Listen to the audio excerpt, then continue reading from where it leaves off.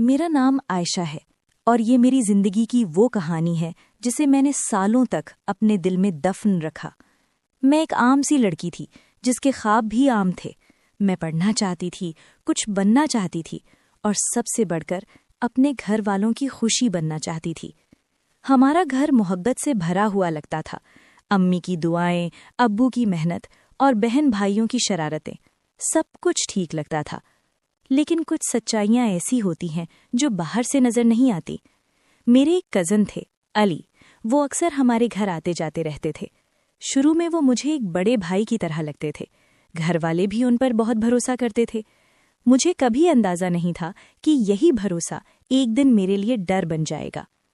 एक दिन घर में सब लोग किसी तकरीब में गए हुए थे। मैं तबीयत खराब होने की वजह से घर पर अकेली रह गई। शाम का वक्त था और मैं अपने कमरे में लेटी हुई थी कि दरवाज़ा खुला। अली अंदर आए। पहले तो मैंने ज्यादा तवज्जो नहीं दी क्योंकि वो अक्सर आते थे, लेकिन उस दिन उनका अंदाज कुछ मुख्तलिफ था। वो खामोश थे और उनकी नज़रें मुझे बेचैन कर रही थीं। मैंने उठकर बैठने की कोशिश की और कहा, आप कब आए? सब तो बाहर गए हुए हैं। उन्होंने दरवाज़ा बंद कर दिया और वो लम्हा मेरी जिंदगी का सबसे खौफनाक लम्हा बन गया।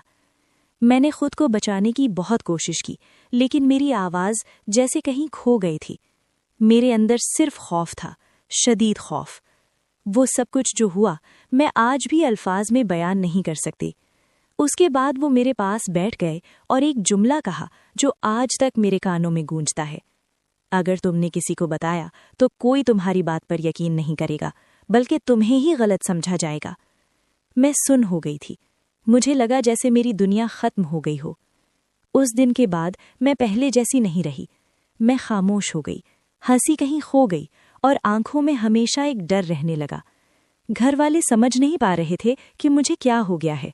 अम्मी बार बार पूछती, आयशा तुम इतनी चुप चुप क्यों रहती हो? मैं बस मुस्कुरा देती, एक झूठी मुस्कुराहट। मैं चाहती थी कि सब कुछ बता दूं, चीख चीख कर बताऊं, लेकिन अली की धमकी और माशरे का खौफ मुझे रोक लेता था। कभी कभी मुझे लगता था शायद वाकई कसूर मेरा ही है, शायद मैं ही गलत हूं। लेकिन दिल के किसी कोने में एक आवाज आती थी, नहीं, तुम्हारा कोई कसूर नहीं। वही आवाज मुझे जिंदा रखे हुए थी। लेकिन इस बार वो नहीं मानी। तुम मुझसे झूठ बोल रही हो, इसने नरमी से कहा। मैं तुम्हारी दोस्त हूं, अगर तुम नहीं बताओगी तो मैं कैसे समझूंगी? मेरे अंदर कुछ टूट गया, आंखों में आंसू आ गए। मैंने बहुत रोकने की कोशिश की, लेकिन इस बार मैं खामोश ना रह सकी। मैंने उसे सब कुछ नहीं बताया, मगर इतना जरूर कहा कि मेरे साथ कुछ बहुत गलत हुआ है और मैं बहुत डरी हुई हूं। मरियम ने मेरा हाथ थामा और कहा, तुम्हारा कोई कसूर नहीं है आयशा, और तुम्हें ये सब अकेले नहीं सहना चाहिए।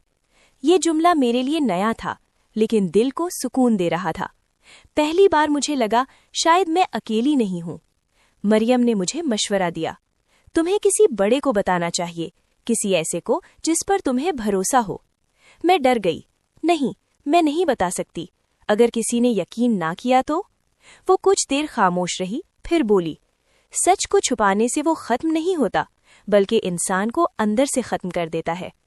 इसकी बात मेरे दिल में उतर गई। घर आकर मैं देर तक सोचती रही। अम्मी का चेहरा बार बार नजरों के सामने आता, उनकी मोहब्बत, उनका एतमाद। क्या मैं उन्हें सच बता सकती हूँ? लेकिन साथ ही अली की धमकी भी याद आती, कोई तुम्हारी बात पर यकीन नहीं करेगा। मैं एक जंग लड़ रही थी, अपने ही अंदर। चंद दिन बाद एक और वाकया हुआ। घर में सब लोग किसी रिश्तेदार के यहाँ गए हुए थे और इस बार भी मैं अकेली रह गई। मैंने सोचा कि दरवाजा बंद करके अपने कमरे में रहूंगी, लेकिन अचानक दरवाजे पर दस्तक हुई। मेरा दिल धक से रह गया। मैंने खिड़की से झांका, वो अली था। मेरे हाथ पांव ठंडे पड़ गए। मैंने दरवाजा नहीं खोला। वो बार बार दस्तक देता रहा, फिर जोर जोर से आवाज देने लगा, आयशा दरवाजा खोलो, मुझे पता है तुम अंदर हो। मैं खामोश रही, सांस रोक ली। कुछ देर बाद खामोशी छा गई, शायद वो चला गया था। मैं जमीन पर बैठ गई, आंसू बहने लगे। इसी लम्हे मैंने फैसला किया, अब बहुत हो चुका था, मैं मजीद खामोश नहीं रह सकती थी। वो रात मेरी जिंदगी का सबसे बड़ा फैसला लेकर आई थी। मैं आयशा, जो हमेशा डरती रही, खामोश रही, लेकिन अब मेरे अंदर कुछ बदल चुका था। अगली सुबह मैंने खुद को आईने में देखा। आंखें सूजी हुई थीं, चेहरा मुरझाया हुआ था, मगर दिल में एक अजीब सी मजबूती थी। मैंने फैसला कर लिया था, मैं सच बताऊंगी। अम्मी किचन में थीं। मैं आहिस्ता आहिस्ता उनके पास गई। दिल जोर जोर से धड़क रहा था, हाथ कांप रहे थे। अम्मी, मेरी आवाज बहुत मध्यम थी। उन्होंने मुस्कुराकर देखा। हाँ बेटा, क्या हुआ? मैं कुछ लम्हे खामोश रही।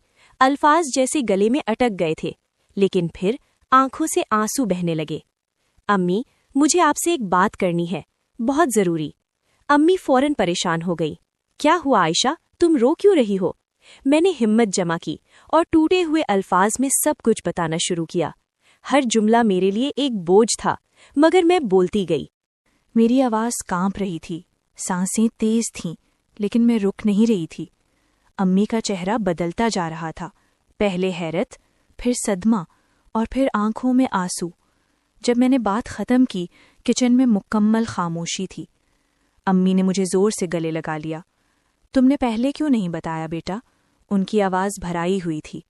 मैं रोते हुए बोली, मुझे डर लगता था। उसने कहा था कोई यकीन नहीं करेगा। अम्मी ने मेरे सर पर हाथ फेरा। नहीं आयशा, तुम्हारा कोई कसूर नहीं है, हम तुम्हारे साथ हैं। ये अल्फाज मेरे लिए जैसे एक नई जिंदगी थे। इसी दिन अम्मी ने अब्बू को सब कुछ बताया। मुझे बहुत डर लग रहा था अब्बू के रद्दे अमल का, लेकिन जब अब्बू मेरे पास आए, उनकी आंखों में गुस्सा जरूर था, मगर वो मेरे लिए था, मेरे खिलाफ नहीं।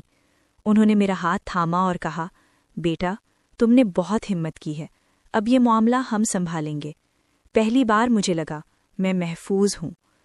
चंद दिन बाद अली और उसके घर वालों को बुलाया गया। घर का माहौल बहुत संजीदा था। अब्बू ने सख्त लहजे में सब कुछ बताया। अली पहले तो इनकार करता रहा, लेकिन जब अम्मी और मैंने मजबूती से बात की तो उसका झूठ टूटने लगा। उसके घर वाले भी हैरान थे। कुछ ने यकीन किया, कुछ ने नहीं, लेकिन इस बार मैं खामोश नहीं थी। मेरी आवाज़ कांप रही थी, मगर मैं डरी नहीं। मैं झूठ नहीं बोल रही, मैंने साफ कहा, और अब मैं खामोश भी नहीं रहूंगी। कमरे में खामोशी छा गई। ये वो लम्हा था जब मैंने खुद को कमज़ोर नहीं बल्कि मजबूत महसूस किया। इस वाक़े के बाद ज़िंदगी आसान नहीं हुई। लोगों की बातें, मुआशरे के सवाल, नज़रें, सब कुछ था, लेकिन एक फ़र्क आ गया था। अब मैं अकेली नहीं थी। अम्मी, अब्बू और मरियम सब मेरे साथ थे। मैंने आहिस्ता आहिस्ता खुद को संभालना शुरू किया। मैंने अपनी पढ़ाई पर दोबारा तवज्जो दी और एक माहिर नफ्सियात काउंसलर से भी बात की। ये सफ़र आसान नहीं था, लेकिन मैं चल रही थी। आज जब मैं ये सब लिख रही हूँ तो मैं वही आयशा हूँ, मगर पहले जैसी नहीं। मैं टूटी थी, लेकिन बिखरी नहीं। मैं डरी थी, लेकिन हारी नहीं। और सबसे अहम बात, मैंने सच बोलने की हिम्मत की। इख्तिताम मैसेज। कभी कभी खामोशी हमें बचाती नहीं, बल्कि हमें अंदर से तोड़ देती है। सच बोलना मुश्किल होता है, मगर वही हमें आज़ाद करता है। और अगर आप या कोई और कभी ऐसे किसी मुश्किल में हो, तो याद रखें, आप अकेले नहीं हैं और आपका कसूर नहीं है।